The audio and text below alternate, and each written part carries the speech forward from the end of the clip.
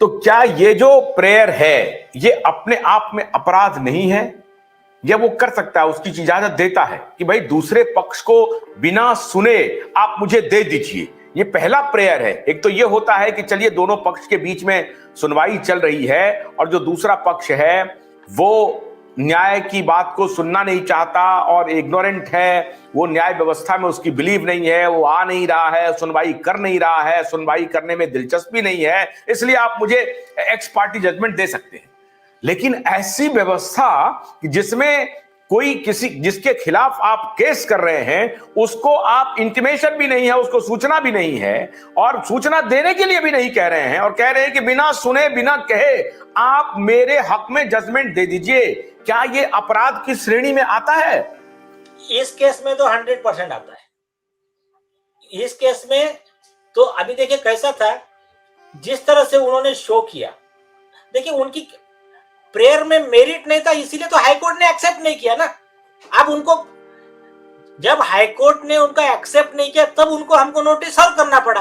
तो इससे तो साबित हो गया कि उनका क्लेम इज नॉट मेरिटोरियस, उसमें दम नहीं था, अनसब्सटेंशिएटेड और अनलॉफुल था।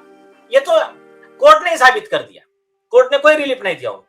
एक अभी इसके अलावा जो आगे के जो उनके कंडक्ट है ना, कि पहले दिखाने का बहुत अर्जेंसी है, वैकेशन जज के पास में मेंशन करने का, लिबर्टी लेने का, और बाद में वैकेशन जज देख लिया कि और ये भी जज खतरनाक है या जो भी रीजन होगा उनके सामने जाने का ही नहीं। फिर उसके 1 महीने बाद फिर से चिल्लाते हुए आने का, अरे साहब अर्जेंसी है अर्जेंसी है।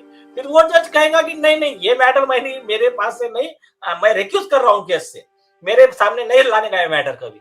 फिर जाने का, गायब हो जाने का, फिर 1 महीने के बाद आने का।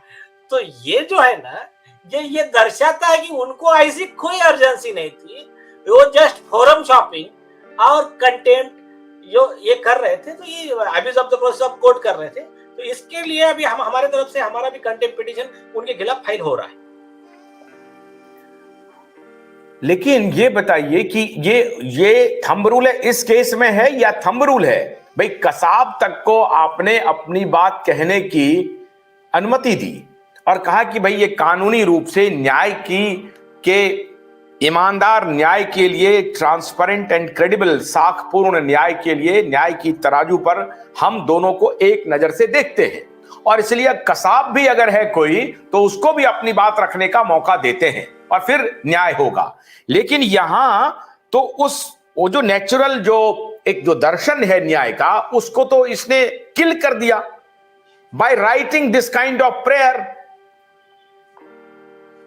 देखिए आपने वो जो बात कही बिल्कुल सही एग्जांपल दिया आपने, कि कसाब हो या और भी कोई हो, हर एक को अपनी बात रखने का मौका मिलना चाहिए। बल्कि कसाब के केस में तो एकदम मैं कहता हूं कि इतना जो समय गया और इतना पैसा गया एक्चुअली अननेसेसरी था, इतना ज्यादा जरूरत नहीं था। पूरा सब लाइव था, सब वीडियो सब अवेलेबल था, बस 2-4-5 दिन में केस चला के उसको फांसी देने से सफिशिएंट था। लेकिन फिर भी हमने पूरा इंटरनेशनल हमारा सब साख मेंटेन करने के लिए बहुत ज्यादा उसको समय दिया, बहुत ज्यादा चलाया, ठीक है। लेकिन ये जो है ना, आप जो कह रहे हैं कि ये सिर्फ ये केस में या अन्य केस में, हर केस में वो बेसिक रूल है कि no one should be condemned unheard. हाँ, आपको मैं बताता हूँ इमरजेंसी कैसी है। इमरजेंसी कब आती है?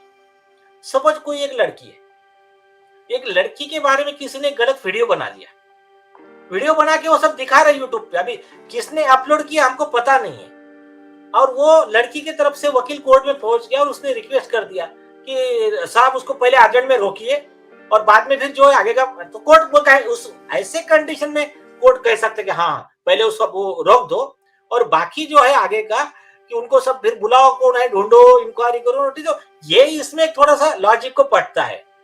लेकिन ये केस में आपको हमारा एड्रेस पता है कि हमारे क्लाइंट्स का, उसके बाद में आपने सबको पार्टी बनाया है, आप ये प्रेयर कर रहे हो कि इनका एड्रेस है ये है, लेकिन आप इनको बगैर सुने ये दो।